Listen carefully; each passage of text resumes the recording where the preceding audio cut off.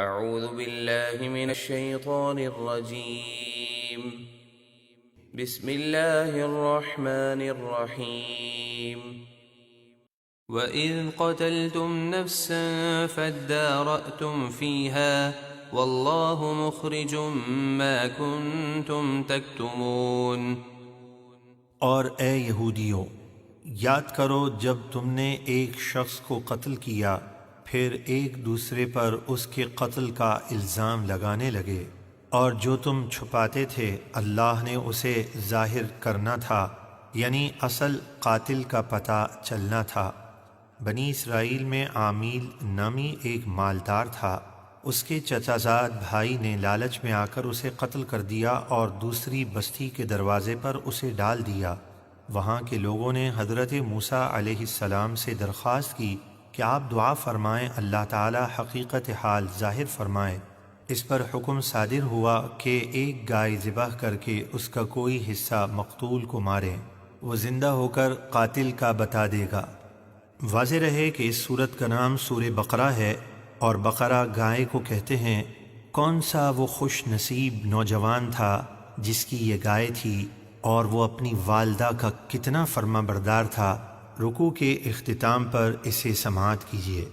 فَقُلْنَا اضْرِبُوهُ بِبَعْضِهَا كَذَلِكَ يُحْيِي اللَّهُ الْمَوْتَى وَيُرِيكُمْ آيَاتِهِ لَعَلَّكُمْ تَعْقِلُونَ۔ تو ہم نے فرمایا اس مردہ شخص کو اس گائے کا ایک ٹکڑا مارو تو وہ زندہ ہو کر اپنے قاتل کا نام بتا دے گا۔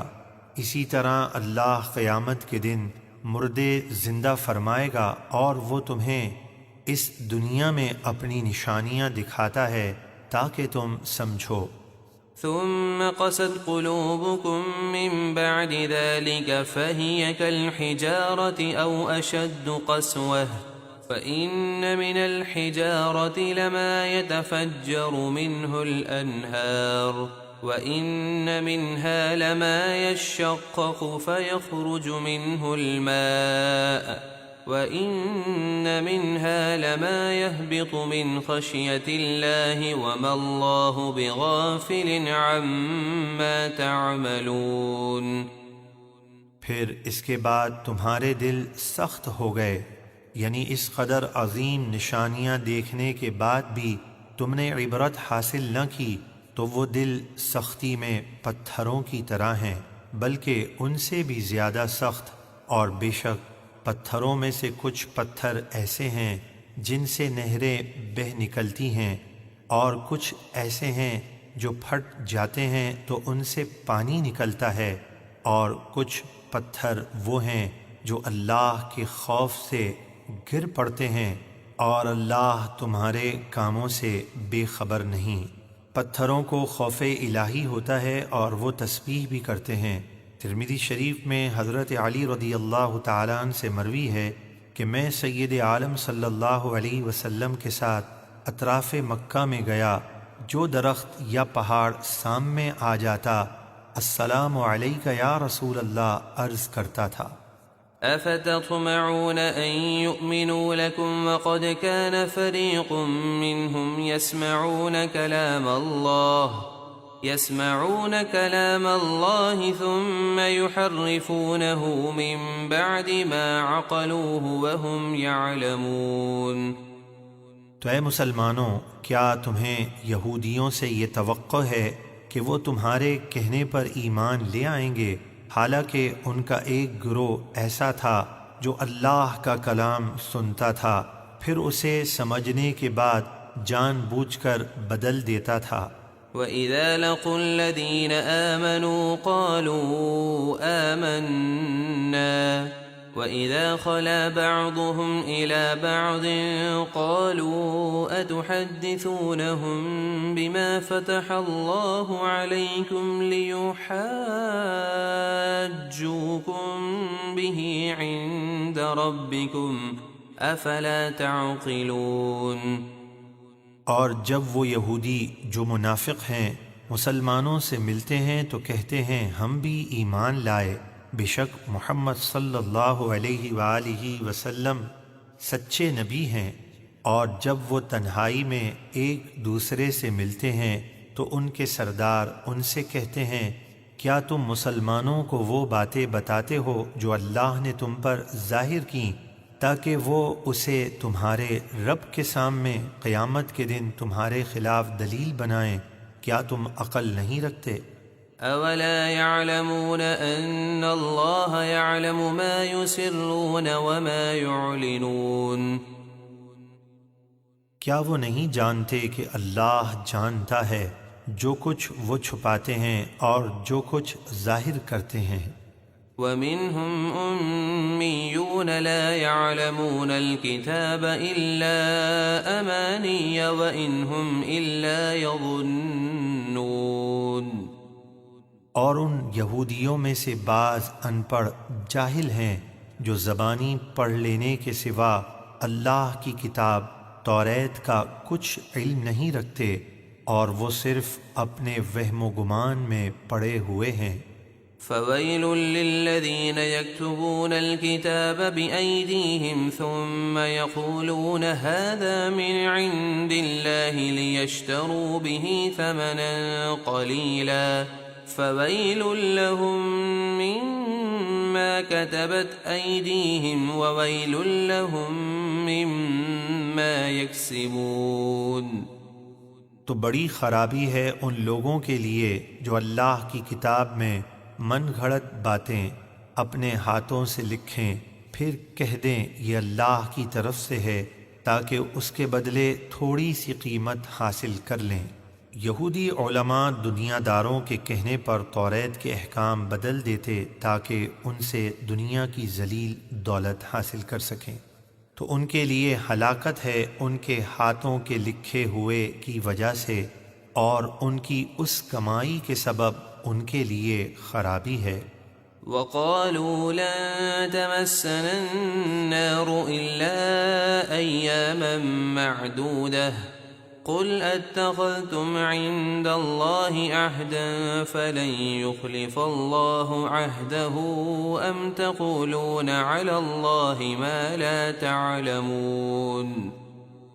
اور یہودی بولے ہمیں گنتی کے چند دنوں کے علاوہ آگ ہرگز نہیں چھوئے گی۔ اے حبیب آپ فرما دیجئے کیا تم نے اللہ سے کوئی عہد لے رکھا ہے کہ وہ تمہیں چند دنوں کے سوا عذاب نہیں دے گا، جب تو اللہ ہرگز اپنے عہد کے خلاف نہیں کرے گا؟ یا تم اللہ کے بارے میں وہ بات کہتے ہو جس کا تمہیں علم نہیں، یعنی یہ تمہاری من گھڑت باتیں ہیں، اللہ نے ایسا کوئی عہد نہیں کیا۔ بلى من كسب سيئة وأحاطت به خطيئته فأولئك أصحاب النار هم فيها خالدون۔